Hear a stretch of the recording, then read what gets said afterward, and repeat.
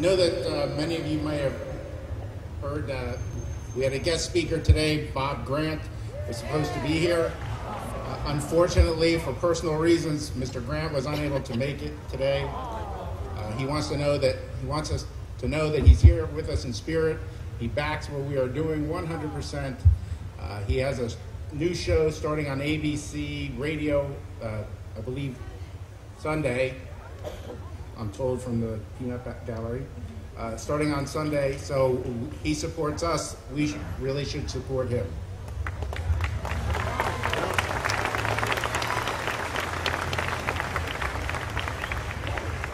I don't know what time the show is.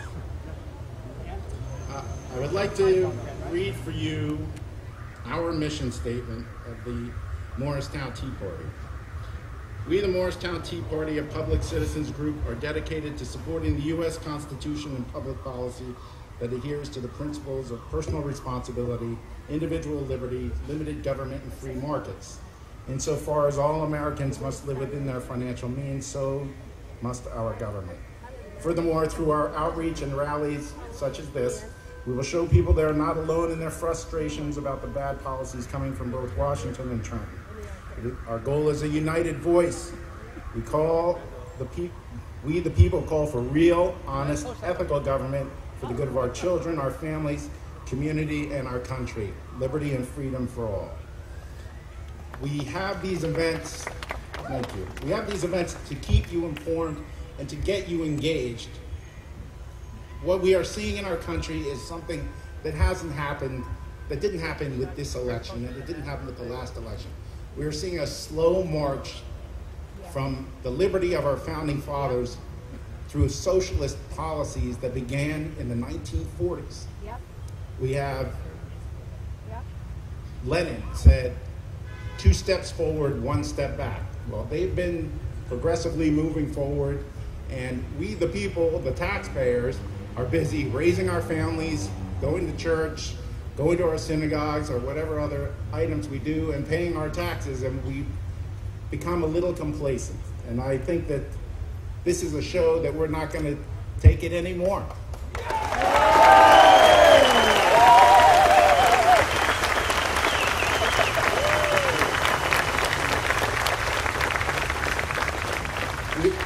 We have our, I don't know why people want to make this country a socialist country when there's so many others around the world they could go to.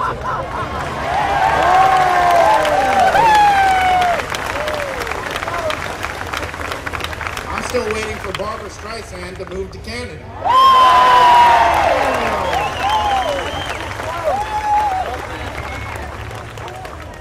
Our theme today is their goal is control, our goal is liberty. And thank you. I just want to point out, I don't know how many of you did your summer reading along with your kids, but I did my summer reading this past couple weeks ago when I was on vacation. And if you want to know their goal is control, this is an unsolicited plug. It's Mark Levin's Liberty and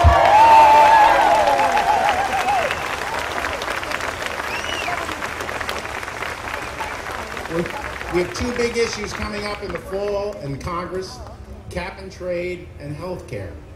Yep.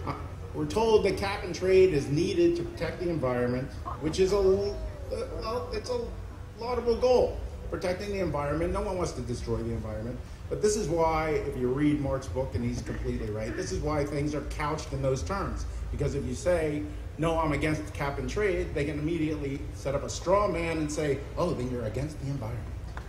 And that's not the case. We just don't want to go crazy about it.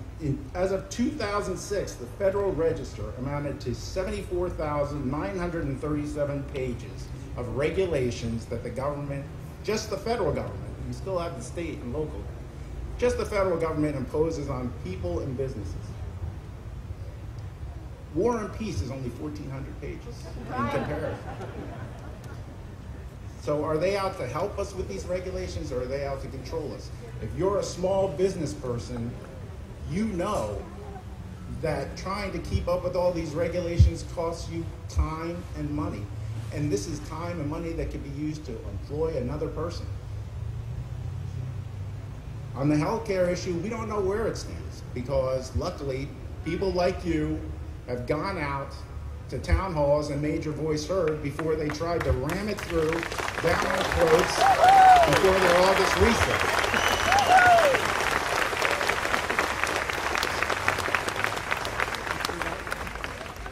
But I just want to go, on the cap and trade, I just want to give you one example of control. You know, in California, and you may remember this from the news media reports, in California they tried to impose, and they floated it as a balloon, requiring programmable communication thermostats. You know what that is? Your thermostat communicates back to the power company, and they decide, hey, your house is too warm, or your house is too cold, and they adjust your thermostat. Right. I mean, if they can get into your house with that, who knows what they're going to do with health care? Yeah, that's 3,200. And I want to take, on the healthcare issue, I don't know if you know, but this is a well-informed crowd, I am sure. All we hear about is House Resolution 3200, House Resolution 3200, the Democratic plan. The Republicans have had a plan, so to say that they don't have any plan is not correct. There is one, it's HR 3400. That one I haven't read, but it's a straw man argument again to say that the Republicans don't have a plan. There are a number of plans out there, and we'll have to see where they go. My second summer reading book was Clarence Thomas's, my grandfather's son. Excellent.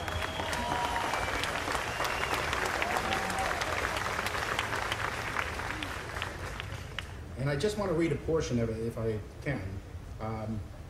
He relates in this that after his first year of law school, he lost his wallet.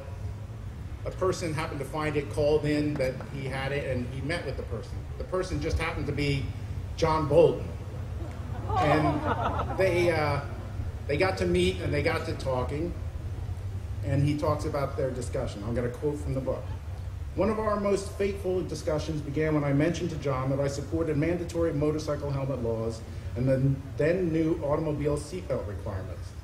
Since society bears the cost of care for people who are injured, I argued the government had the right, if not the obligation, to take steps to reduce the risk of injury. Naturally, John thought otherwise, and we argued back and forth.